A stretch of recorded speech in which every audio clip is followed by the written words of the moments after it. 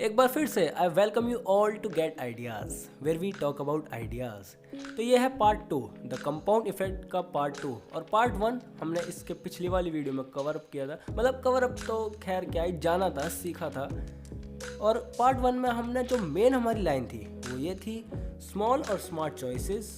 उसमें अगर हम कंसिस्टेंसी मिला दें और उसमें अगर हम टाइम मिला दें तो एक बहुत ही बड़ा डिफरेंस बनता है हमारी लाइफ में या फिर किसी भी चीज़ में जो भी एग्जिस्ट करती है इस नेचर में। तो अब ये आगे कैसे बढ़ता है, अब इसके आगे क्या है? तो first step, small and smart choices. Choices is the second chapter और फर्स्ट चैप्टर था the compound effect in action, जो हमने पार्ट 1 में समझा। अब हम अपने मन मुताबिक जीना चाहते हैं तो चॉइसेस कैसे हमारी लाइफ में रोल प्ले करती हैं। क्योंकि एक बात है, सब एक तरह से ही पैदा होते हैं, सब एक ही लेवल पर पैदा होते हैं, लेकिन जो चॉइसेस हम through out the life choose करते हैं उससे सभी की ज़िंदगी कुछ ना कुछ अलग अलग होती चली जाती है। किसी को किसी में इंटरेस्ट होता है, किसी को किसी चीज़ में, कोई कुछ करता है, कोई कुछ। तो it's all about choices that we made throughout the life. तो ये चॉइसेस से कैसे मन मुताबिक जिया जा सकता है, और हम अगर मन मुताबिक जी सकते हैं तो कैसे जी सकते हैं, पता चलेगा गेट आइडियाज के साथ।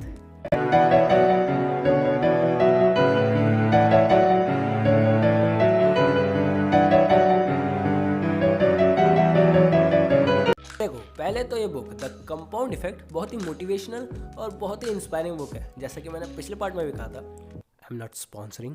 हाँ, तो जैसा मैंने पिछले पार्ट में भी कहा था, और बुक्स के बीच में और आपके बीच में I am just a translator, जो कि सरल भाषा में बुक में जो भी नॉलेज है उसको आप तक पहुंचाए और आप उसका यूज़ करें अपनी लाइफ में।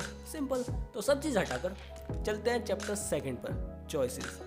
ये वर्ड सुनकर क्या दिमाग में आता है, मतलब क्या समझ सकते हैं हम? अपने लिए कुछ भी चुनना, राइट? किसी भी चीज़ के लिए कुछ भी चुनना, वही होती है चॉइस। तो अब अगर मैं ये कहूँ व्हाट आर यू और what are you willing to be, वो आपकी चॉइस होती है।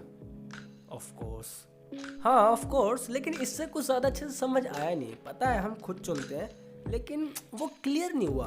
तो चलो फिर हर बार की तरह समझते हैं इस बार भी स्टोरीज से, स्टोरीज जो कि हम अपनी लाइफ से रिलेट कर सकते हैं। तो एलिफेंट डोंट बाइट, इसका क्या मतलब समझ रहे हो?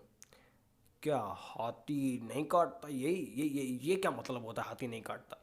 अरे सुनो, कोई भी चीज़, कोई भी बड़ी चीज़ एकदम से ख़त्म नहीं होती। जैसे मैं कल तो करोड़पति था, आज सुबह उठा तो रोड़पति मिला। ये एकदम से नहीं होता, धीरे धीरे करके। जैसे कि दीमक होती है ना, धीरे धीरे करके खाती जाती है, फिर खत्म। ऐसे होता है, एकदम से नहीं होता। Elephant don't bite is a metaphor. ये एकदम से वाली चीज़ के लिए है। जैसे कि भाई हम कोई भी बड़ी चीज़ सोचते हैं ना, हो जाएगी, एकदम से नहीं होती। Your actions, the choices you make और मेड, वही चीज़ डिसाइड करती है कि क्या होगा। कंसिस्टेंसी विद टाइम, क्या होगा। ये एकदम से वाली चीज़ नहीं होती। और अक्सर तो हमें ये पता ही नहीं होता कि हम कर क्या रहे हैं, खुद के लिए चुन क्या रहे हैं। अनकॉन्शियसली बस किए जा रहे हैं। और यही नाश की जड़ है। हम बिना जाने ही अपना टाइम, हमारा मनी सब बर्बाद कर देते हैं। हमें पता ही नहीं होता कि हम उसके लिए चुन क्या रहे हैं। हम अपने समय के लिए, हमारे टाइम के लिए चुन क्या रहे हैं, पैसों के लिए चुन क्या रहे हैं।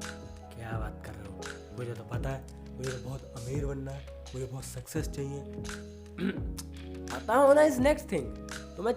तुम्हें बनना है, वो तुम्हारा एक गोल है, लेकिन उसके लिए तुम कर क्या रहे हो? वो छोटे छोटे स्टेप्स जो तुम ले रहे हो वो डिसाइड करेंगे कि तुम्हें करना है। तुम करना क्या है वो अलग थिंग होगी। तुम क्या बनना चाहते हो, तुम क्या चाहते हो, तुम क्या चुनना चाहते हो, वो चीज़ डिसाइड करती है।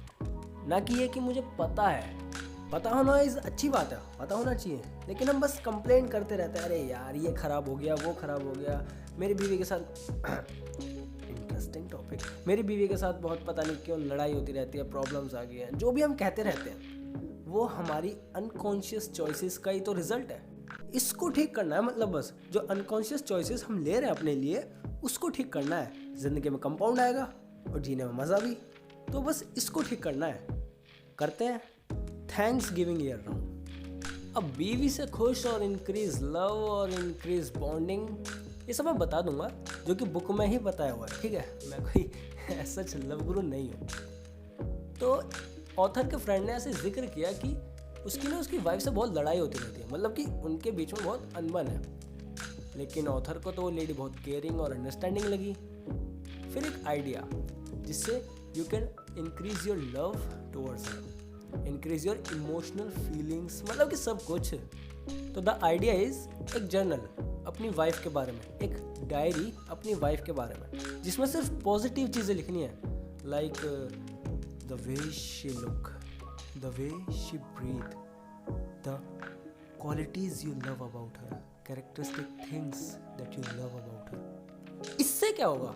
You start thinking positive about her and you start loving her with actual emotions, and then gift that to your wife. She will love that gift and give you more love and love you more. Thanks me later. तो ये जो gift होगा ना, it will be surely priceless about her. For her she will be happy even एक BMW car से भी ज़्यादा. Again, I'm not a love guru, this is what books say, लेकिन this will surely help you. ये ऐसे ही example मिलते हैं। अब क्या करें, कुछ चीज़ें होती हैं जिनसे ज़्यादा अच्छे समझ आता है प्यार, मोहब्बत, इश्क, पैसा, दौलत, और याद आएगा तो बताऊँगा। जोक्स अपार्ट, ये जो स्टेप, ये भी एक चॉइस है कि हमें ये करना है या नहीं करना है, नहीं तो ऐसे भी चल ही रहा है। But when we start taking choices जो कि हम अनकॉन्शियसली ले रहे थे पहले, when we start taking, that's the first step. But कहीं ना कहीं तो लगा होगा ना कि प्रॉब्लम सॉल्व हो रही है, और यहीं से ही एक और चीज़ हम सीखते हैं, ओइंग 100%। एक बहुत फेमस सेइंग है कि कर्म किए जा फल की मत सोच। वैसा ही कुछ है ये ओइंग 100% भी, but this is for to see changes in you. Owning 100% का मतलब कि पूरी 100% रिस्पॉन्सिबिलिटी ले लेना। अब एक बात बताओ, एक रिलेशनशिप में कितनी रिस्पॉन्सिबिलिटी होनी चाहिए, मतलब कि कितनी रिस्पॉन्सिबिलिटी होनी चाहिए? 50-50 या फिर 51-49 या फिर 80-20? But the answer is 100-0। यही तो है, कर्म किए जा फल की मत सोच। देखो, अगर तुम सिर्फ कंप्लेंट करते रहते हो कि ये ऐसा ये वैसा, you are not taking 100% responsibility. But when you take 100% responsibility of everything, जो भी चीज़ है उस सब की अब तुम 100% रिस्पॉन्सिबिलिटी ले लेते हो। दुख मनाना अलग चीज़ हो गई, लेकिन when you take 100% responsibility, you got the unlimited power to change your destiny. Okay, I understand. अब हम चॉइसेस के बारे में तो समझ गए। We have the power to change our destiny, मतलब कि हम अपने मन मुताबिक जी सकते हैं। उसके लिए बस जो अनकॉन्शियस चॉइसेस है हमारी, उनको बदलना है। जो फालतू में हमें पता भी नहीं हमारा टाइम कहाँ जा रहा है, पैसा कहाँ जा रहा है, उसमें बर्बाद कर रहे हैं, उसको बस ठीक करना है। पहला स्टेप हो गया, चॉइसेस क्लियर हो गई। अब चॉइसेस से कैसे हैबिट बनेंगी और कैसे हैबिट से, again it's all about compounding. और कंपाउंडिंग क्या थी? एक बहुत ही बड़ा डिफरेंस हमारी लाइफ में, और ये सब पता चलेगा